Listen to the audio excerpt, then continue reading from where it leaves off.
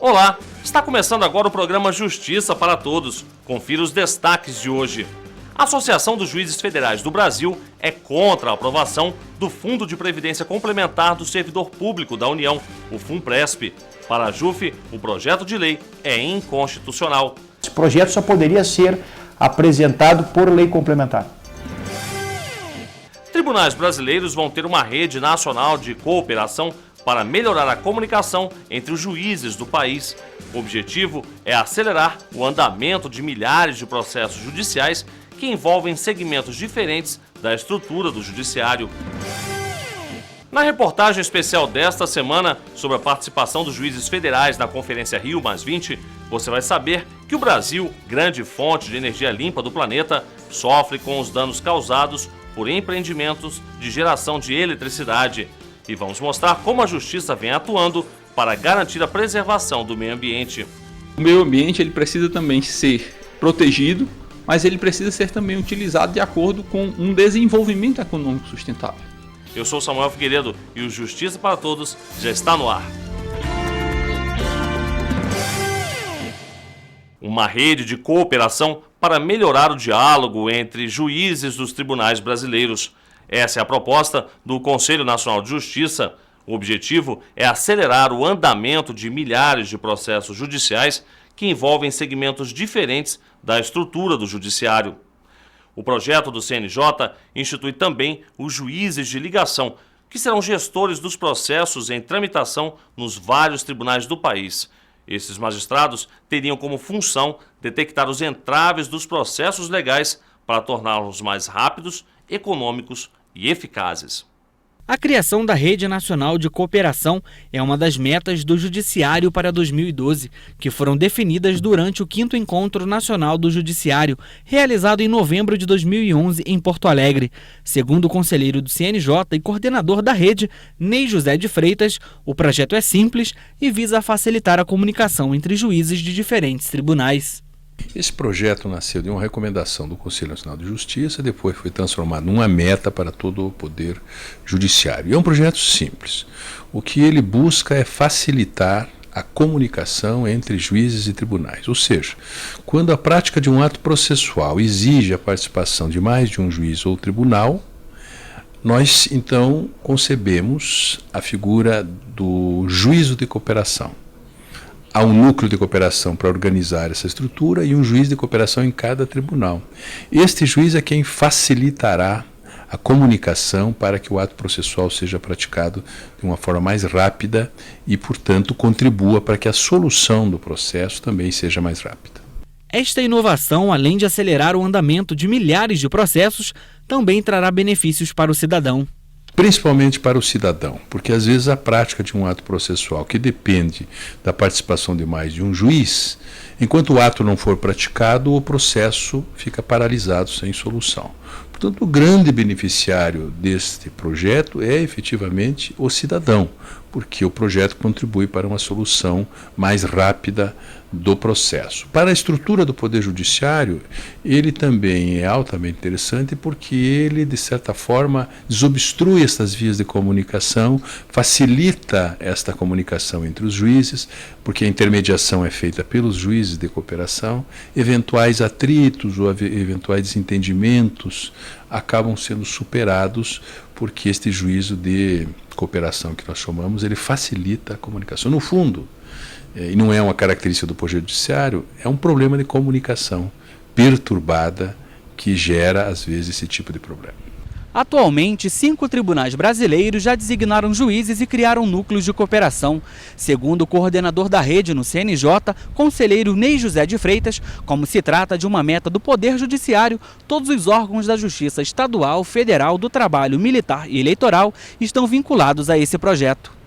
Eu gostaria de deixar absolutamente claro que não se trata de imposição, não se trata de uma determinação. O que nós queremos é que os tribunais se envolvam neste projeto, se entusiasmem com este projeto e, portanto, de uma maneira absolutamente contagiante, possam todos eles participarem. É uma meta que tem que ser atingida, mas o que nós buscamos, na verdade, é desenvolver nos tribunais uma espécie de colaboração, porque o projeto é assim, uma colaboração para que ele se efetive na prática. O trabalho do Conselho Nacional de Justiça como um todo foi defendido pelo conselheiro. Ney José de Freitas destaca que ultimamente o que vem ocorrendo é um desvio de foco para uma questão parcial do CNJ, que é a disciplinar. O CNJ é muito maior que a questão disciplinar. A questão disciplinar é importante, que é desenvolvida pelo Conselho, mas há uma agenda positiva do Conselho que às vezes fica invisível e que é extremamente importante para o país. O CNJ trata da questão da Lei Maria da Penha, o CNJ trata da questão do tráfico de pessoas, o CNJ trata da conciliação, o CNJ trata do bullying, o CNJ trata das UPPs. Portanto, há toda uma agenda positiva do Conselho que às vezes fica esquecida por conta de uma situação que é tensa, que é difícil, que é a questão disciplinar. Então, o CNJ tem dado uma bela contribuição para o aperfeiçoamento do Poder Judiciário. Se nós examinarmos o Judiciário antes da Emenda 45, antes da criação do Conselho e depois, nós verificaremos que o Poder Judiciário melhorou muito e que, portanto, as expectativas do cidadão, com as deficiências que existem, elas estão sendo atendidas de uma maneira muito melhor do que era antes da criação do Conselho.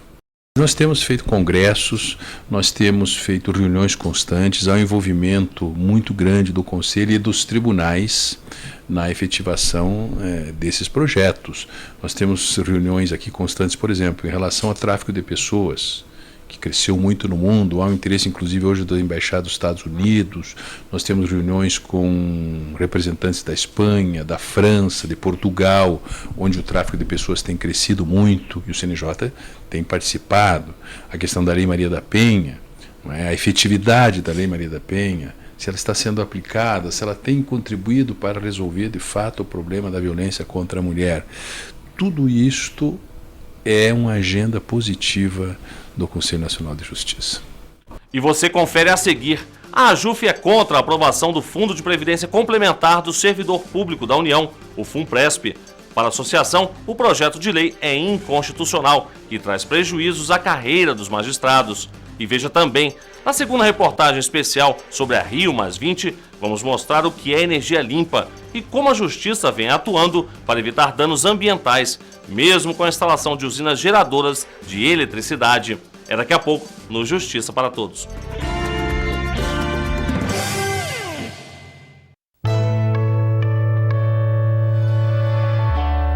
A Caixa tem uma rede de atendimento presente em todo o Brasil.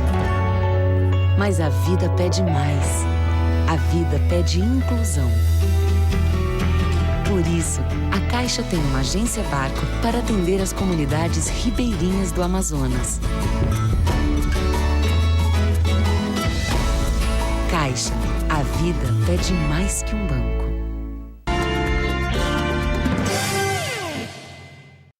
A Associação dos Juízes Federais do Brasil é contra a aprovação do Fundo de Previdência Complementar do Servidor Público da União, o FUNPRESP.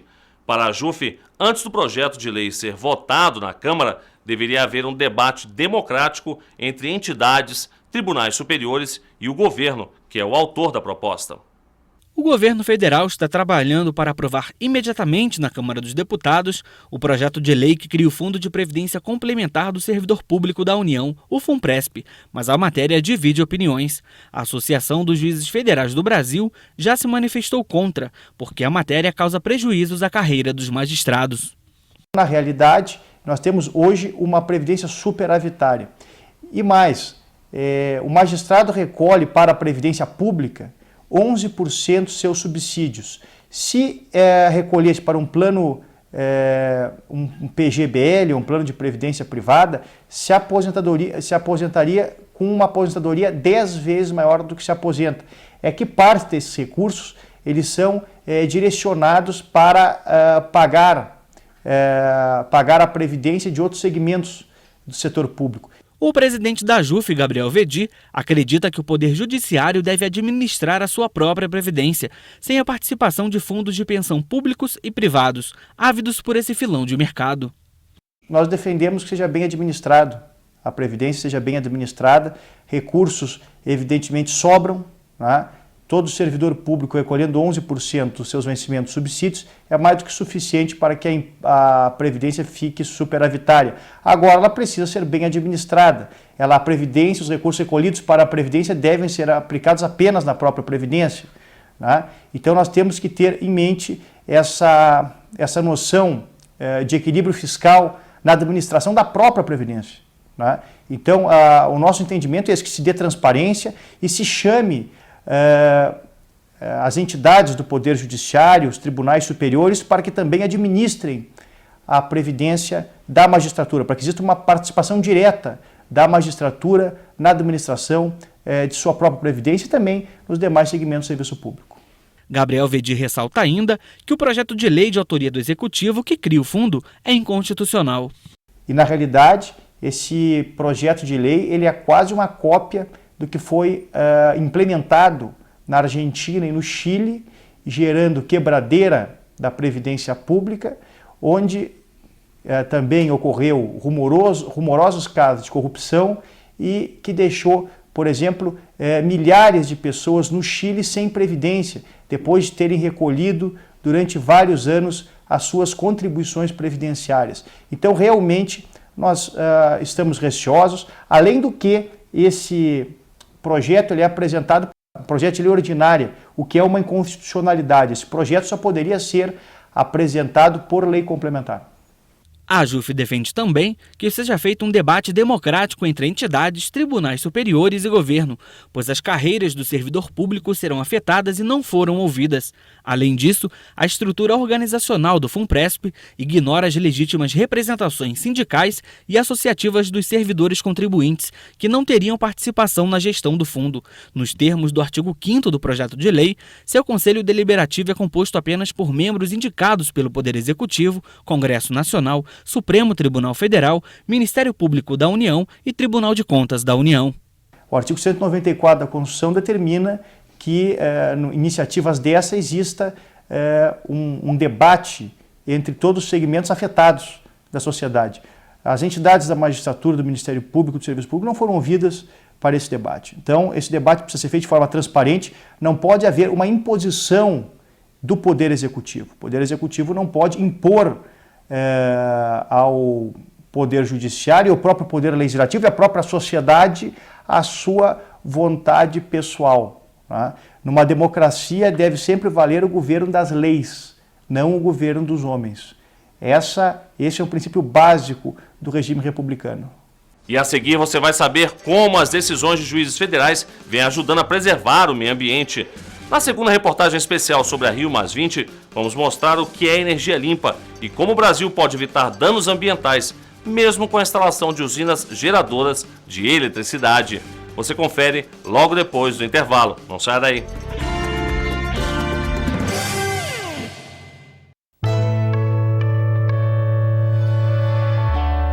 A Caixa tem uma rede de atendimento presente em todo o Brasil. Mas a vida pede mais. A vida pede inclusão. Por isso, a Caixa tem uma agência Barco para atender as comunidades ribeirinhas do Amazonas. Caixa, a vida pede mais que um banco.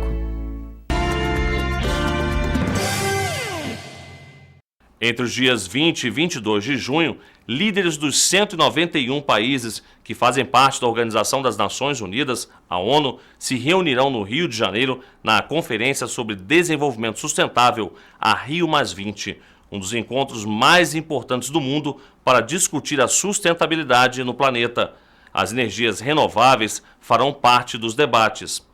E na reportagem especial desta semana, vamos mostrar que até a instalação de torres geradoras de energia eólica podem causar danos ao meio ambiente. E você vai saber como a Justiça vem atuando para garantir a preservação de áreas protegidas, como sítios arqueológicos no Nordeste brasileiro.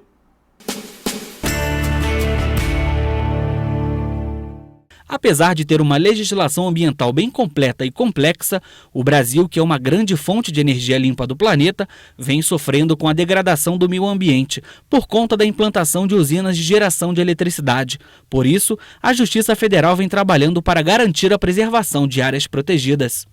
A Justiça Federal tem competência para tratar de todos os temas que envolvam matérias de interesse da União ou dos órgãos federais.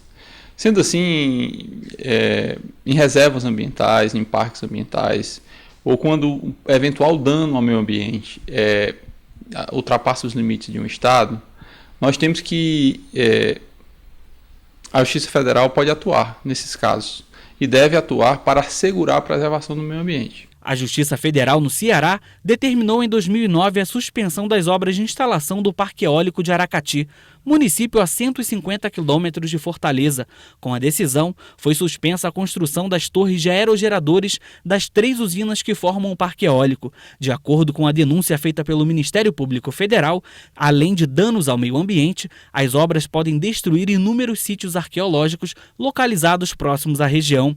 Também foi constatada a necessidade de estudos e relatório de impacto ambiental.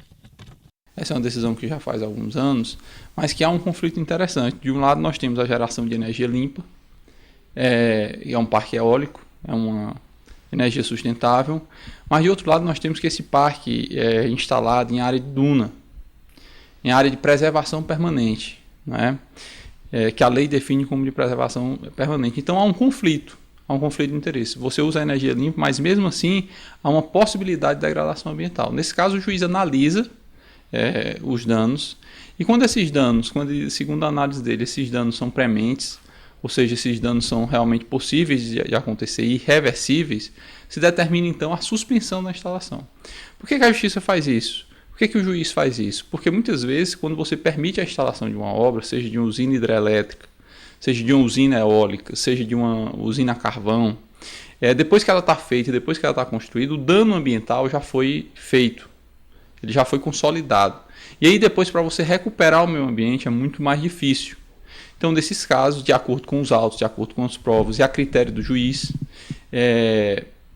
se determina então a suspensão, até que se verifique se haverá ou não realmente dano e se é possível ou não, dentro de uma economia sustentável, dentro do meio ambiente sustentável, a instalação do projeto. Ambientalistas defendem que a energia eólica é uma das soluções mais interessantes na geração de eletricidade, mas a instalação em excesso das torres pode gerar futuramente um impacto não previsto. A energia eólica é uma das energias mais ambientalmente interessantes hoje em dia dentro do contexto de evolução do parque de geração brasileiro.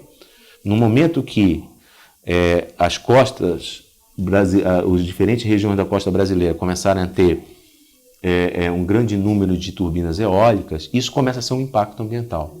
Impacto não somente em relação à fauna, em particular da avifauna, mas também mesmo o impacto da paisagem.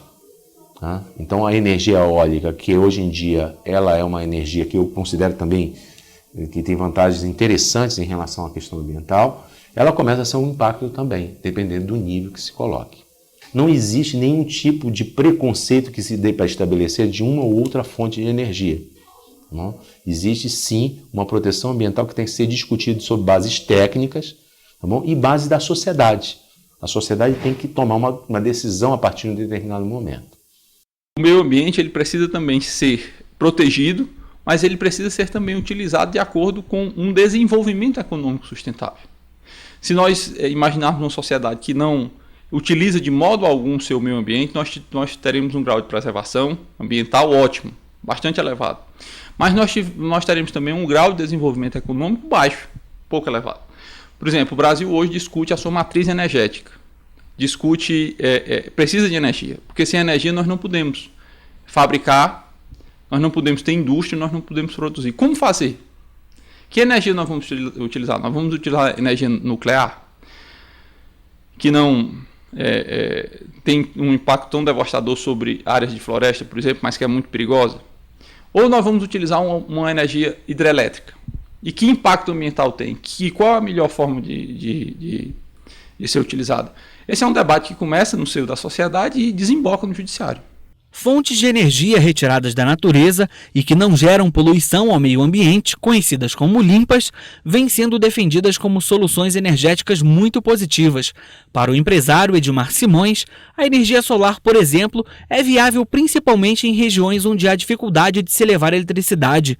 E, além disso, com o uso desse tipo de geração, se diminuiria a construção de hidrelétricas. Mas, segundo ele, o investimento em energia solar ainda é alto. O governo tem procurado isentar de alguns impostos, justamente para dinamizar mais a coisa. Falta, na minha opinião, um trabalho mais em cima da classe baixa. Tá? Porque hoje você vê, principalmente em Brasília, a classe alta, você vê 95%, 98% das casas sendo construídas hoje, instalando o aquecimento solar. Então isso na classe mais, classe média, classe alta, já está com um processo de colocação muito grande. Nós teríamos que viabilizar a instalação desse aquecimento solar, como foi feito um tempo atrás em Minas Gerais, através de desconto da energia elétrica. Ele teria um desconto da energia elétrica, teria desconto no IPTU, caso ele colocasse a energia solar na residência. Então é fazer um trabalho em cima da classe pobre. Porque é uma classe que, se fizer um investimento de 3 anos, vai ter um benefício por 20. Seria muito benéfico à população e muito benéfico ao país, porque estaria com energia limpa.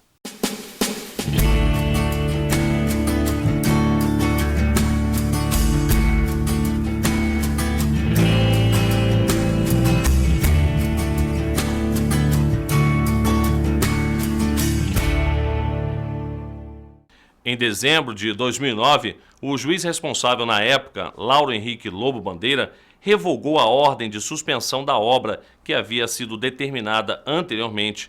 O processo, que se encontra na 15ª Vara de Limoeiro do Norte, interior do Ceará, está com a juíza responsável Emanuela Mendonça Santos Brito.